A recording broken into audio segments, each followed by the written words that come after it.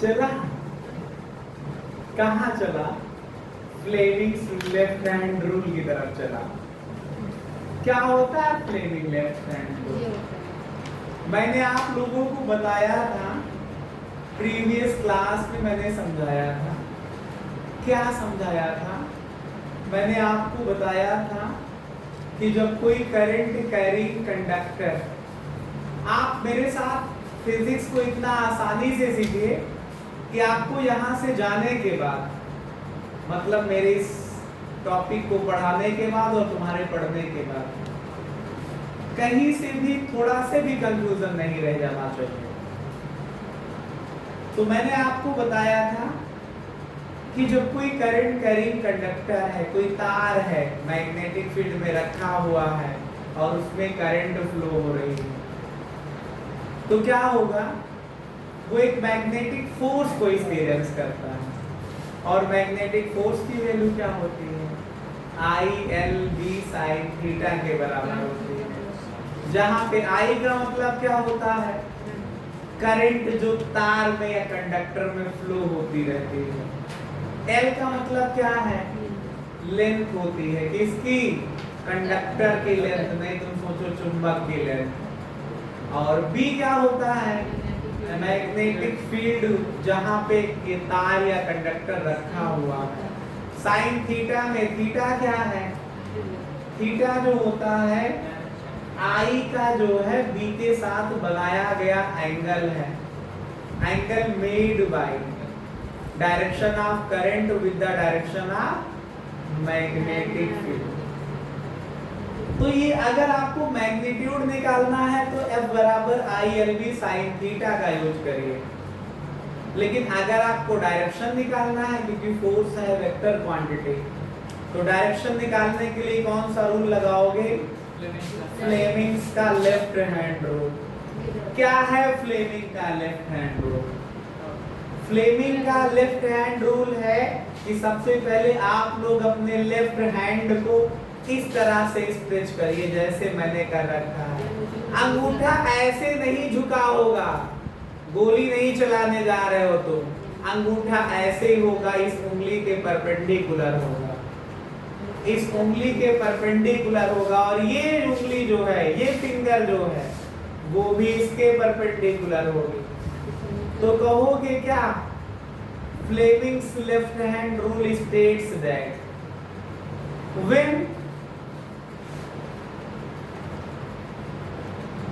thumb, forefinger and middle finger are mutually perpendicular to each other, if forefinger denote direction of magnetic field and middle finger denote direction of current flowing in conductor, then force experienced by the current carrying conductor is denoted by thumb। मतलब ये है कि अगर हम बाएं हाथ को इस तरह से फैलाएं कि अंगूठा, तर्जनी और ये बीच की उंगली जो है एक दूसरे पे 90 अंश का कोण बनाए, यदि ये तर्जनी जो है ये B की डायरेक्शन को बताए और ये मध्यमा या बीच की उंगली जो है वो काहे की डायरेक्शन को बताए? धारा की दिशा को बताए, तो धारावाही चालक पे लगने वाला बल कौन बताएगा? B बताएगा, थंब बताएगा। कौन बताएगा? अंगूठा बताएगा। ठीक है? तो करंट कैरिंग कंडक्टर पे लगने वाला फोर्स आप लोगों ने बहुत अच्छे से निकाला, बोलो। अब इससे रिलेटेड कुछ क्वेश्चंस कर लिया जाए तो आपको और अच्छा होगा। ये अगर इससे रिलेटेड हम एक क्वेश्चन कर लें तो ये और अच्छा आपको समझ में आ जाएगा। एक क्वेश्चन है, आप लोग सुनिएगा, आप क्वेश्चन सुनिएगा, आप लोग लिख सकते हैं मेरे साथ। क्वेश्चन लिखिएगा, लिखिए अपनी कॉपी में, क्वेश्चन लिखिए। अगर अभी तक आप लोगों ने अपनी कॉपी को नहीं निकाला है तो इस वीडियो को पास कर लीजिए, उसके बाद में जो है कॉपी पेन निकाल लीजिए, उसके बाद में मेरे साथ लिखना शुरू कर दीजिए। लिखिए question, the force experience by a current carrying conductor, force experienced by a current carrying conductor, force experienced by a current carrying conductor,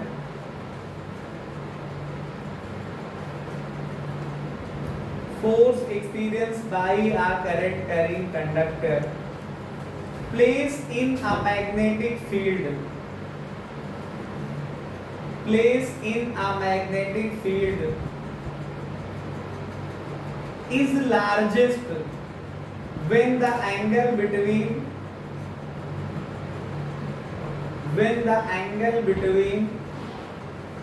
is largest when the angle between conductor and magnetic field is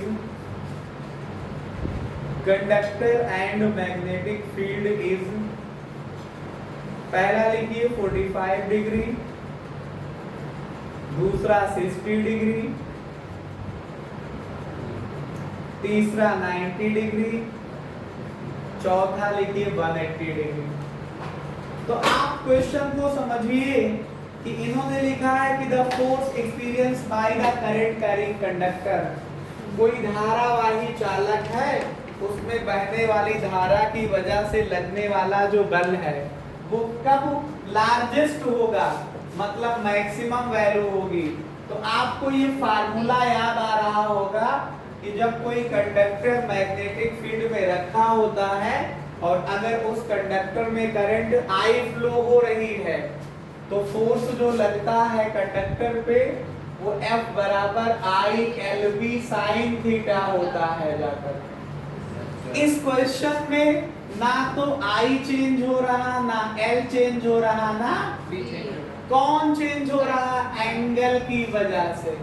कह रहे हैं अब बताइए angle 45 degree पे या angle 60 degree पे या 90 degree पे या 180 डिग्री पे कब फोर्स की वैल्यू मैक्सिमम होगी। तो इसके लिए ये आपको ध्यान देना पड़ेगा साइन थीटा की वैल्यू। अगर थीटा की वैल्यू 45 है तो साइन 45 की वैल्यू जो है, साइन 45 की वैल्यू जो है ये 1/√2 होती है। 1/√2 का मतलब √2/2 डिवाइड करोगे तो 0.707 आएगा। क्यों? क्योंकि √2 की वैल्यू क्या होती है? √2 की वैल्यू होती है 1.414 को 2 से डिवाइड करोगे 0.707 आ जाएगा। अगर आप साइन 60 की बात करोगे तो साइन 60 का मान √3/2 होता है।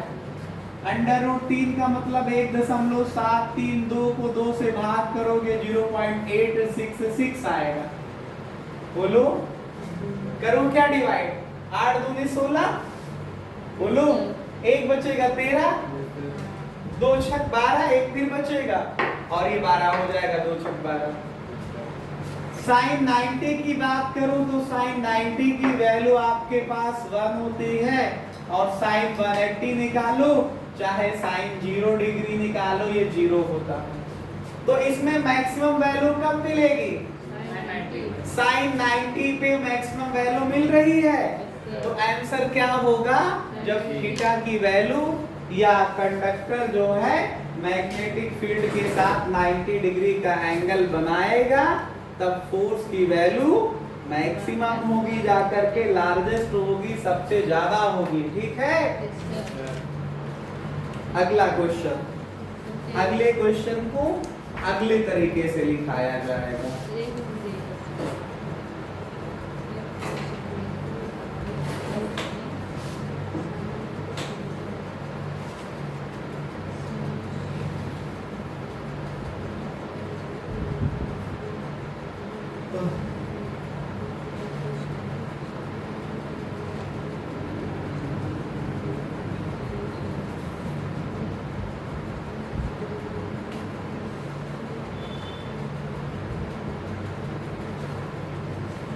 इन वैल्यूज को चाहो तो साइन की आप लिख सकते हो।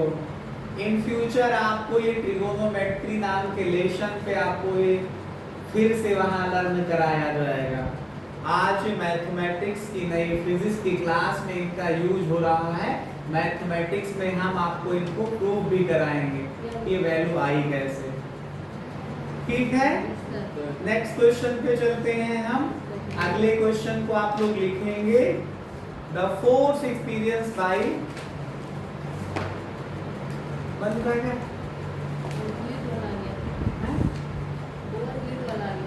हो गया ये ढूंढना हो तो बंद कर दो, बहुत गर्म आ गया अपना मेरी तरह ऐसे भी गर्मी लग गई। चलो फिर देखना जाएगा। द फोर्स एक्साइटेड या फोर्स एक्साइटेड लिख दो, ना लिख पाओ तो एक्सपीरियंस्ड लिख दो। Force excited on a current carrying conductor placed in magnetic field. Current carrying conductor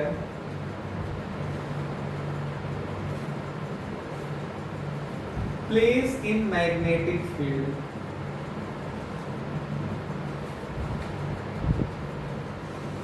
Placed in magnetic field is the zero. Is zero लिखो, is the zero ना लिखो। When the angle between wire and when angle between wire and when angle between wire and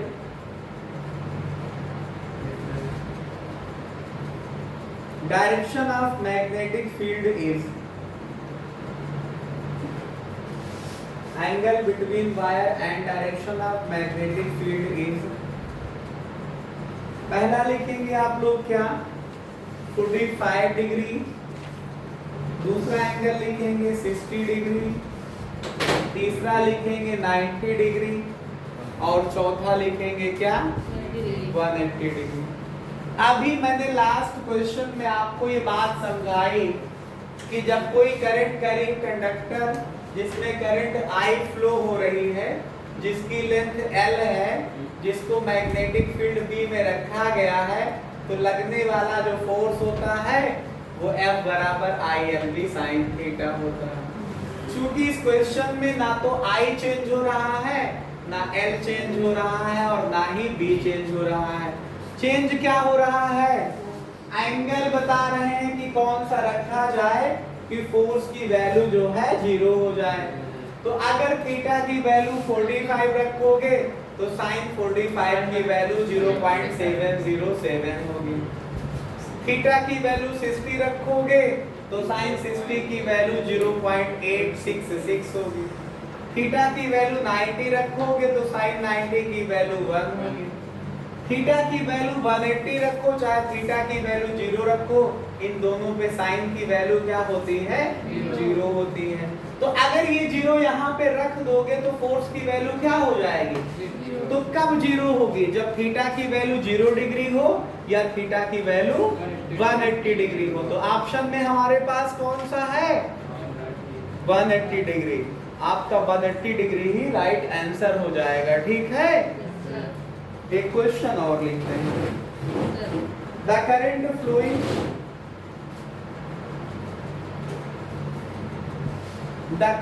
flowing आप copy में बनाइएगा इसको। The current flowing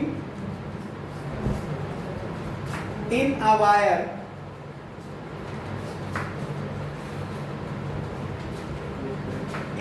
wire running between south pole and north pole. ये magnet का south pole दिया है ऐसे, और ऐसे ये मैग्नेट का नॉर्थ पोल दिया है। ठीक है, और बीच से एक वायर ऐसा है, इसमें करंट ये जा रही है। समझ पा रहे हैं आप लोग?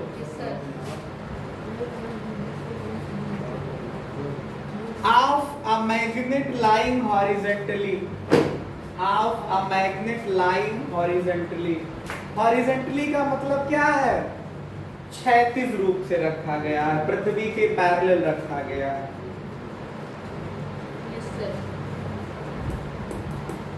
as shown in the figure. Then the force on the wire, then the force on the wire,